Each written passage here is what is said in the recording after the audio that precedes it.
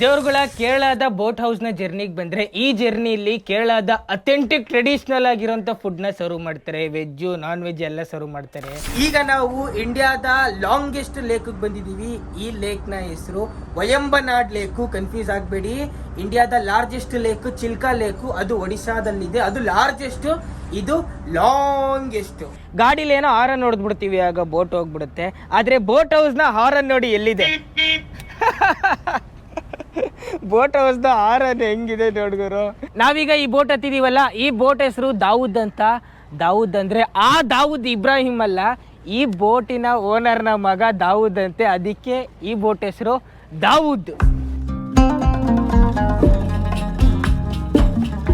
ಇದು ಗೇರು ನ್ಯೂಟ್ರಲ್ಗೆ ಹಾಕ್ಬಿಟ್ರು. ಈಗ ಒಂದು ಸ್ಟಾಪ್ ಕೊಡ್ತಾರೆ ಈ ಜಾಗದಲ್ಲಿ.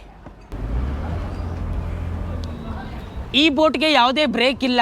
ಈ ಎಕ್ಸ್ಲೇಟರ್ ಇದೆ ನೋಡಿ, ಅದನ್ನ ಮುಂದೆ ತಳ್ಳಿದ್ರೆ ಬೋಟ್ ಮುಂದೆ ಹೋಗುತ್ತೆ. ಮತ್ತೆ ನಿಲ್ಲಿಸ್ಬೇಕಂದ್ರೆ ಎಕ್ಸ್ಲೇಟರ್ನ ಹಿಂದೆ ಹಾಕಬೇಕು, ಅವಾಗ ರಿವರ್ಸ್ ತಗೊಂಡು ಹಾಗೆ ನಿಲ್ಲಿಸ್ತಾರೆ. ಸಡನ್ ಬ್ರೇಕ್ ಅಂತೂ ಇಲ್ವೇ ಇಲ್ಲ ಇದರಲ್ಲಿ. ಆ ಅಲಪ್ಪೆ ಪಾಯಿಂಟ್ ಇಂದ ಸ್ಟಾರ್ಟ್ ಮಾಡಿದ್ವಿ ನೋಡಿ, ಆ ಪಾಯಿಂಟ್ ಇಂದ ಈಗ 13 ಕಿಲೋಮೀಟರ್ ಬಂದಿದ್ದೀವಿ. ಈ ಜಾಗದ ಹೆಸರು ವಡಕ್ಕೆ ಚಿರಕಾಯಲ್. ಈ ಜಾಗಕ್ಕೆ ಯಾಕೆ ನಿಲ್ಸಿದೀವಿ ಅಂದ್ರೆ, ಇವಾಗ ಬೋಟ್ ಹೌಸಿನ ಅಥೆಂಟಿಕ್ ಕೇರಳದ ಲಂಚ್ನ ನಿಮಗೆ ತಿನ್ನಿಸ್ತೀನಿ. ಎಲ್ಲ ನೋಡಿ, ಎಲ್ಲ ಬೋಟ್ ಹೌಸ್ ಇಲ್ಲೇ ನಿಂತಿದೆ ನೋಡಿ. ಇಲ್ಲಿ ನಿಂತಿದೆ, ಅಲ್ಲಿ ನಿಂತಿದೆ, ಅಲ್ಲಿ ನಿಂತಿದೆ. ಬೋಟ್ಗಳ ಪಾರ್ಕಿಂಗ್ ಇದಂತೂ ಸೀದಾ ತಗೊಂಡೋಗಿ ಈ ಮರಕ್ಕೆ ಕಟ್ಬಿಟ್ಟವ್ರೆ. ಬೋಟ್ನ ಮೂತಿ ತುಂಬ ಉದ್ದ ಅಲ್ವಾ, ಅದಕ್ಕೆ ದಡನ ಈ ಥರ ಕೊರೆದ್ಬಿಟ್ಟವ್ರೆ.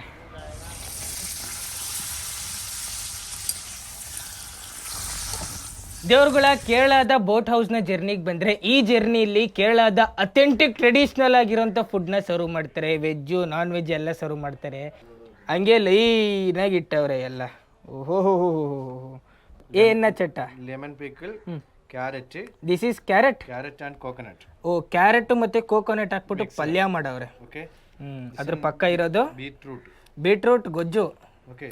ದಿಸ್ ಒನ್ ಲಾಂಗ್ ಬೀನ್ಸ್, ಉದ್ದ ಬೀನ್ಸ್ ಬರುತ್ತಲ್ಲ, ಅದು ಆಲ್ರೆಡಿ ಅರ್ಧ ತಿಂದಿಲ್ಲ ಯಾರು, ಇಲ್ಲಿ ಎಲೆಗೆ ಹಾಕಿದಾರಲ್ಲ, ಅದಕ್ಕೆ ಅರ್ಧ ಕಾಣ್ತಾ ಇದೆ. Okay. This one is avial, ಉಪ್ಪಿಟ್ಟಲ್ಲ ಇದು. Vegetable and coconut mix.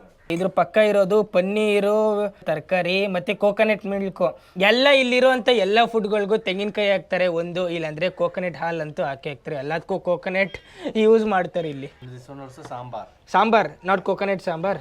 ಪಕ್ಕ ಸಾಂಬಾರಿಗೆ ಮಾತ್ರ ತೆಂಗಿನಕಾಯಿ ಹಾಕಿಲ್ಲ ಗುರು.